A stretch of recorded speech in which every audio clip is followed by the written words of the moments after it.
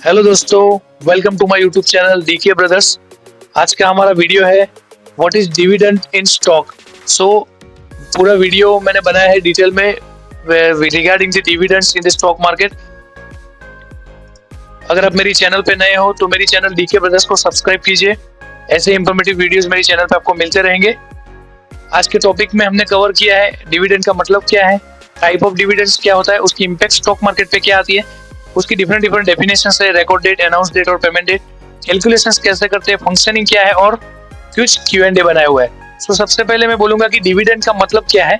So divide plus and, अगर मैं आपको शॉर्ट में समझाऊं तो जो भी एंड प्रोडक्ट बची हुई है उसको हम डिवाइड कर रहे हैं शेयर होल्डर्स में, that is called dividends.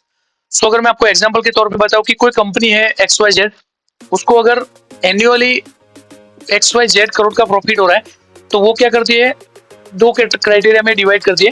Criteria ए, अगर वो कंपनी उसको एक्सपांशन करना चाहती है तो कुछ भी डिविडेंड नहीं देगी, पूरा पैसा उसके पास रखेगी।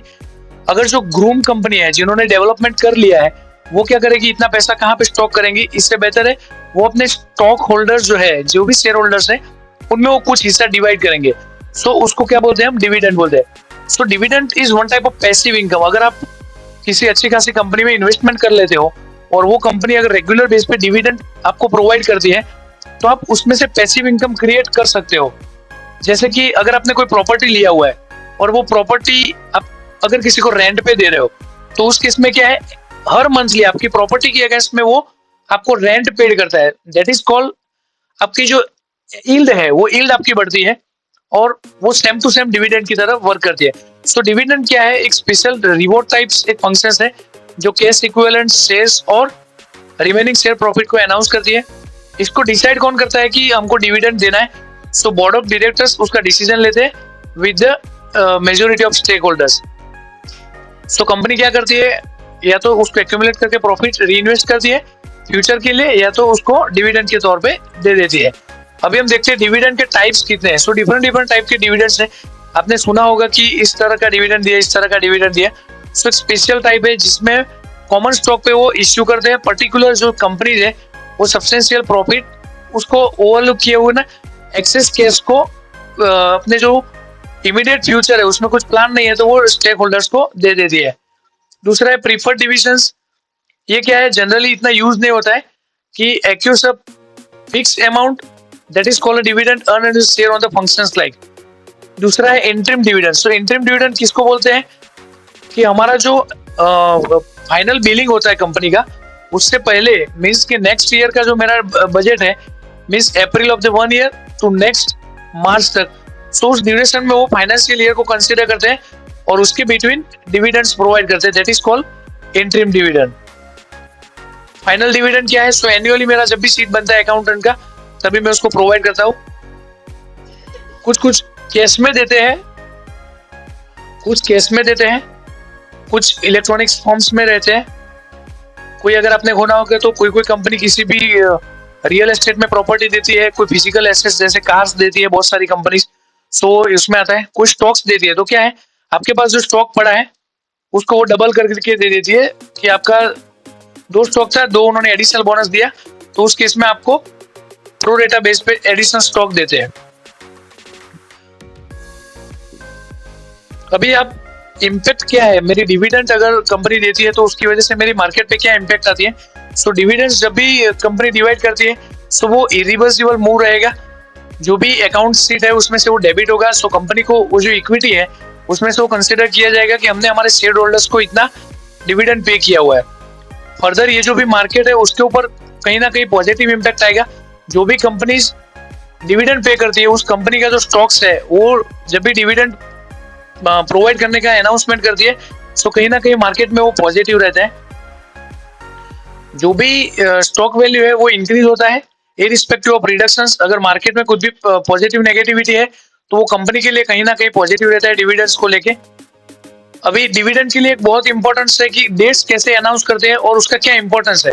तो सबसे पहले अनाउंसमेंट डेट है, जब भी बोर्ड ऑफ डायरेक्टर्स की मीटिंग होती है वहां पे जो भी प्रॉफिट कैलकुलेशन होता है और वो लोग डिसाइड करते हैं हमको इस पेमेंट के साथ आगे बढ़ना है या हमारे जो भी शेयर होल्डर्स हैं उनको डिवाइड करके बोनस के तौर पे हमको डिविडेंड देना है।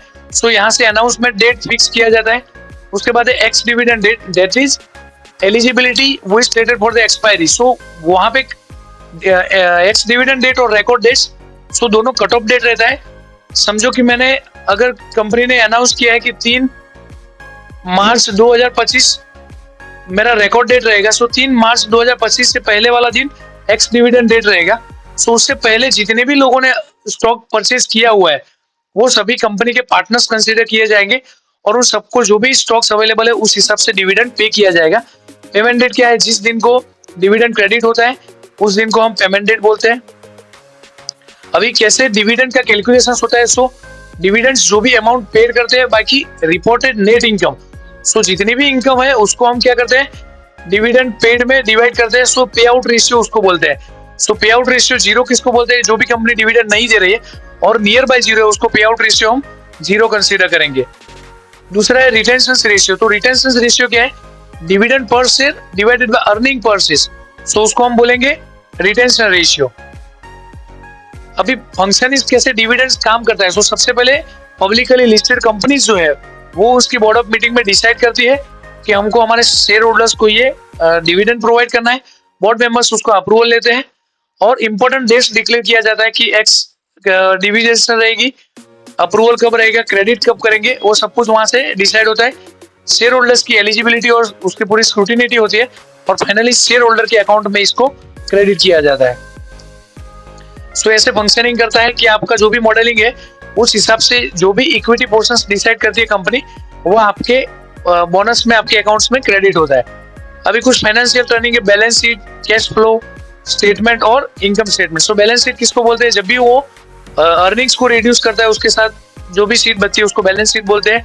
कैश फ्लो सेगमेंट्स है जिसमें वो रिड्यूस करता है फाइनेंशियल एक्टिविटी सेक्शंस को। अभी मीनिंग क्या है स्टॉक डिविडेंड्स का? सो जो भी कंपनी डिविडेंड दे रही है मेजरली उसका डिविडेंड पे आउट रेशियो जो वो करीबन 15% रहता है। डिविडेंड का जो यील्ड है मींस आपके अकाउंट में जो पैसा क्रेडिट होता है वो 3 to 6% के बिटवीन रहता है करंट स्टॉक प्राइस का। Company should have a fair track records. जो भी कंपनी है उसके पास डिविडेंड का रिकॉर्ड और जो भी पेमेंट डेबिट किया उसका रिकॉर्ड्स होना चाहिए। यहाँ पे आपकी जो यील्ड है वो इस यील्ड हिसाब से कैलकुलेशन होता है कि आपको कितना परसेंटेज यहाँ पे उन्होंने क्रेडिट किया हुआ है, उस हिसाब से वो यील्ड का कैलकुलेशंस करते हैं।